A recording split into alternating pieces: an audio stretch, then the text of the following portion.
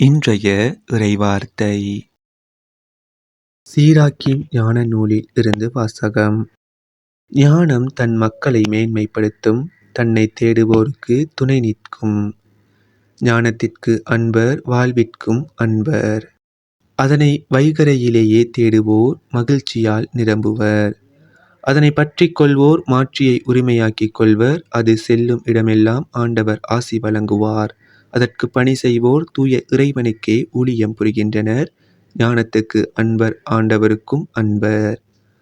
ஞானத்துக்கு பணிவோர் மக்களினங்களுக்கு தீர்ப்பு வழங்குவர். அதற்கு செவிசாய்ப்போர் பாதுகாப்பாய் வாழ்வர்.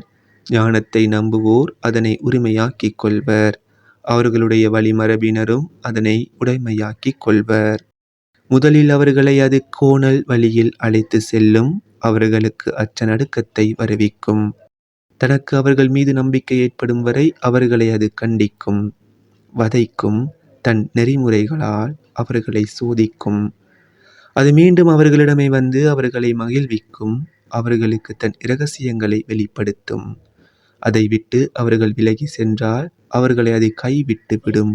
அழிவுக்கு அவர்களை இட்டு செல்லும். இது ஆண்டவர் வழங்கும் அருள்வாக்கு. இறைவா, உமக்கு நன்றி. இன்றைய தினத்துக்கு உரிய நற்செய்தி வாசகம். மாற்கு எழுதிய தூய நற்செய்தியில் இருந்து.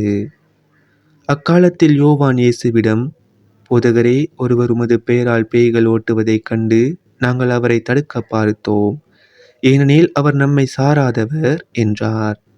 அதற்கு இயேசு கூறியது, தடுக்க வேண்டாம். ஏனெனில் என் பெயரால் வல்ல செயல் புரிபவர் அவ்வளவு எளிதாக என்னை குறித்து இகழ்ந்து பேச மாட்டார்.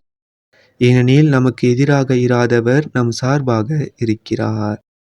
இது நம் கிறிஸ்து இயேசு வழங்கும் வாழ்வு தரும் நற்செய்தி. கிறிஸ்துவே உமக்கு புகழ்.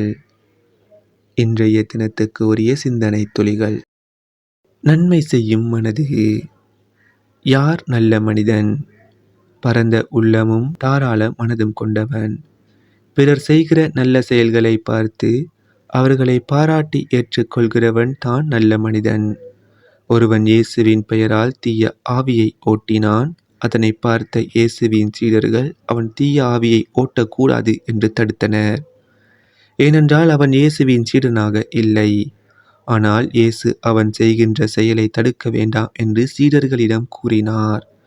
ஏனென்றால் அவன் தீய செயல் எதுவும் செய்யவில்லை, நல்லதைத்தான் செய்தான். நல்லது செய்கின்ற அனைவரும் நம்முடன் பயணிக்கின்றனர். அவர்களும் நமது பணியை செய்கின்றனர் என்று இயேசு சீடர்களிடம் கூறினார். நன்மை செய்வோம். நல்ல செயல்கள் செய்கிறவர்களை பாராட்டி ஏற்றுக்கொள்வோம். அன்றன்றைக்கான இறை வார்த்தைகளையும் நற்செய்தி வாசகங்களையும் சிந்தனை துளிகளையும் பெற்றுக்கொள்ள நம் சேனலை சப்ஸ்கிரைப் செய்து கொள்ளுங்கள்.